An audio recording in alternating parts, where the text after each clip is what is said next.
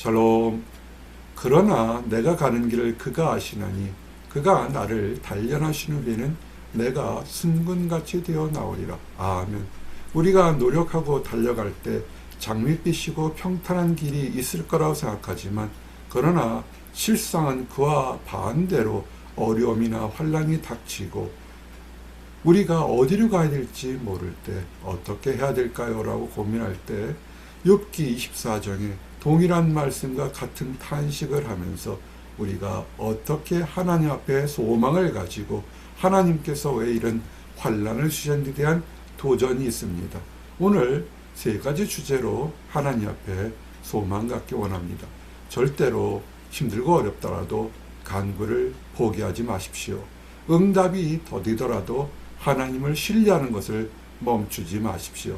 기다리고 소망을 갖는 기간 동안 우리가 세상 사람과 다르게 거룩함을 몸과 밖으로 드러내셔야 된다는 세 가지 주제로 은혜를 나누기를 원합니다. 첫 번째, 간구를 포기하지 마십시오. 욥이 대답하여 이르되 오늘도 내게 반항하는 마음과 근심이 있나니 내가 받은 재앙이 탄식보다 무거움이라. 아멘. 욥은 갑자기 하루 한순간에 모든 것을, 정말 모든 것을 다 잃었습니다. 문제는 그래서 위로받고자 하는 마음은 있었는데 친구들까지도 오히려 욥에게 내가 하나님 앞에 회개하지 못한 죄가 있기 때문에 이렇게 징벌을 당한다고 오히려 책망을 받았습니다. 힘들고 어려울 때 어떻게 해야 될까요? 주변 사람이 힘들고 어려울 때 또는 어려운 환경에 있을 때 우리는 분석하거나 책망하거나 비교하지 않도록 우리의 언행을 조심하여야 됩니다. 그 화살들은 나에게도 다가오는 것입니다. 확실히 안다 할지라도 그 상처를 입고 어려워하는 사람들은 그 강도가 다르기 때문에 우리는 함부로 얘기할 수는 없습니다. 그렇다고 또한 그 모든 것을 포기하고 너도 한번 당해봐라 식으로 악에 바쳐서 싸울 필요는 없습니다. 성경은 힘들고 어려울 때 정말로 왜 이런 일이, 나는 왜 응답이 일어나지 않는가 할 때 분석이나 낙심하나 포기하지 말고 하나님을 바라보라는 것입니다. 하나님이 이유가 있어서 우리에게 이런 것을 주신다는 것입니다. 곤골한 것, 정말 마른 광야를 다니는 심정을 여러분 겪어보신 적 있습니까?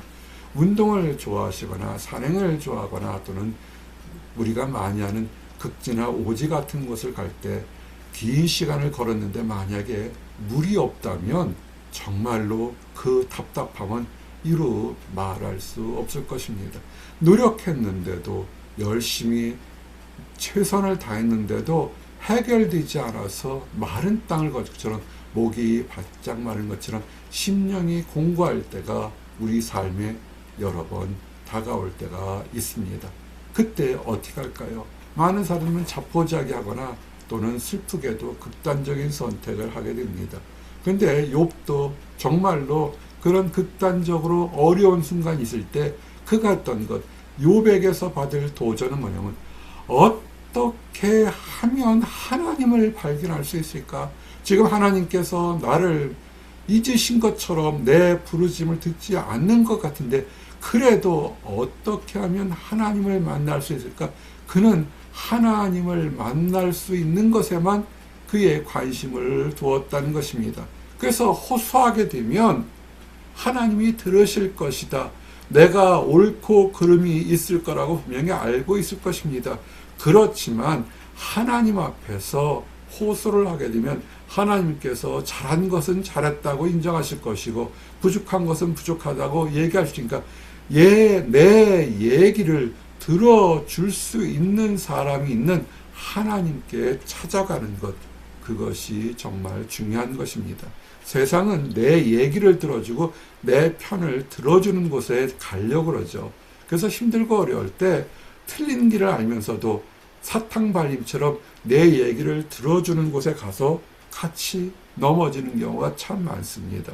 그렇지만 하나님은 공의롭게 옳은 것은 옳은 것이고 아닌 것은 아닌 것을 다 들어주면서 그러나 책망치 않으시고 자비심을 가지고 들어주시는 한 분이 하나님인 것을 기도하시고, 우리는 힘들고 어려울 때 하나님께 간구하십시오. 우리의 미래가 불확실합니다. 분석하지 마십시오. 분석한다고 해결되는 것이 아닙니다. 싸우지 마십시오. 싸운다고 해결되면 용맹한 장수들이 다 얻을 수 있었지만, 다윗이 골리앗을 이긴 것을 보게 되면 용맹하다고 이기는 것이 아니고 빨리 달려간다고 선착하는 것이 아닌 것을 우리는 알게 됩니다. 그러므로 하나님께 내 있는 처지를 있는 그대로 아리면서, 하나님 어떻게 할까요? 무엇을 원할까요? 그리고 내가 지혜가 부족하니까 깨닫도록 하나님 내게 지혜를 주십시오라고 간구하는 것, 이것이 올바른 접근 방법일 것입니다. 간구한다는 것이 뭡니까? 그것이 믿음이고 소망을 가주는 것입니다. 다투지 마십시오. 싸우지 마십시오. 해결되지 않습니다. 눈앞에 밥 한 그릇을 고 싸우고 다툴 수 있어서 한 그릇 더 먹을 수 있을지 모르겠지만, 그렇다고 인생이 영원히 바뀌지는 않습니다. 인생을 바뀔 수 있는 참 길과 지혜를 얻어야 되기 때문에 중요한 것은 하나님께서 내 얘기를 들어주실 것이다. 세상 사람은 내 얘기를 들어주는 것만으로도 대단한 사람으로 인정하는데, 하나님은 들어주시고 거기에 대한 길을 인도하실 거다. 이것이 소망인 것입니다. 이것이 지혜로운 것이고 이것이 승리하는 길인 것입니다. 그래서 욥은 외칩니다. 하나님께서 나의 간구를 들으시고 옳고 그름을 변론하고 판단하게 해서, 그래서 세상에서 나를 핍박하는 것에서 피하게 할 수 있시고 하늘나라에서 보호해 주실 거다라는 믿음, 그것이 욥의 장점이고 나와 여러분이 도전받았고 본받아야 될 소망인 것입니다. 그러므로 사랑하는 성도 여러분, 하나님을 신뢰하십시오. 침묵하십니다. 하나님은 많은 경우에 침묵하실 때가 참으로 많습니다. 앞으로 가도 뒤로 가도 옆으로 가도 이 노력을 여러분 보셨습니까? 많은 사람들은 아무것도 안 하지만 앞으로도 가도 뒤를 가고 금식도 하고 부르짖기도 하고 주여 나를 인도하소서라고 하는 이 절망적인 노력을 하는데도 정말 세상 사람들이 조롱하는 것처럼 하나님은 응답하지 않으시고, 하나님을 알지 못하는 세상 사람들은 너무 형통할 때가 너무 많습니다.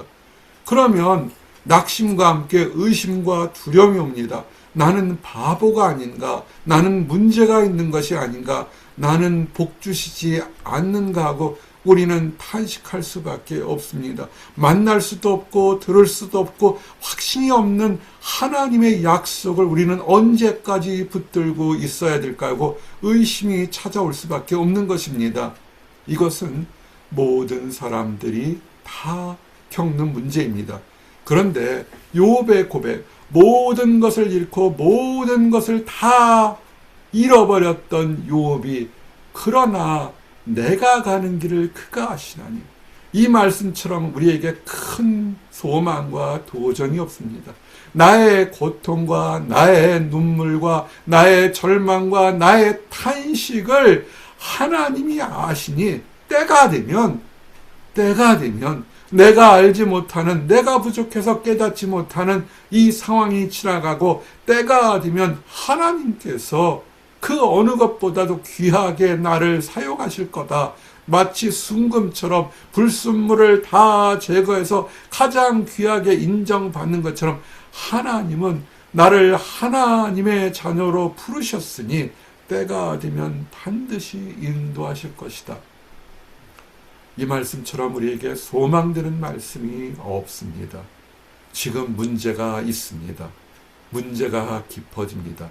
그러나 하나님은 우리의 가는 길, 우리의 현재의 걸음을 아시니까 좌우로 치우치지 마십시오. 힘들고 어려울 때일수록 타락하지 마시고 자포자기하지 마시고 하나님을 바라보고 묵묵히 가시기 바랍니다. 현대 교회에 타락한 것이 뭡니까? 하나님을 믿으면 만사형통할 것이라는 무당과 만모니즘과 바알신앙이 짬뽕이 되어서 하나님을 믿으면 나의 열등감도 해결될 것이고 나의 부족한 것도 해결될 것이라는 기묘한 성경 어디에도 그런 것이 없는 얘기로 이야기가 되고 있습니다.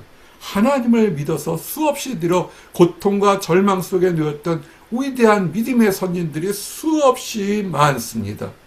그러나 그들은 마지막까지도 믿음을 지키고 하나님의 법도를 지키면서 사나 죽으나 하나님 것이니 하나님을 따르겠다.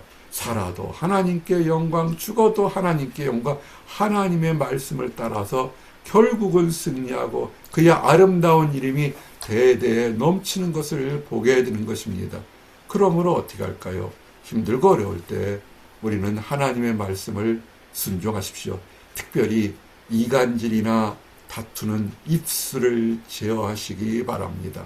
욥이 제일 먼저 무엇을 했냐면 내가 그의 입술의 명령을 어기지 아니하고 정한 음식보다 그의 입의 말씀을 귀히 여겼도다.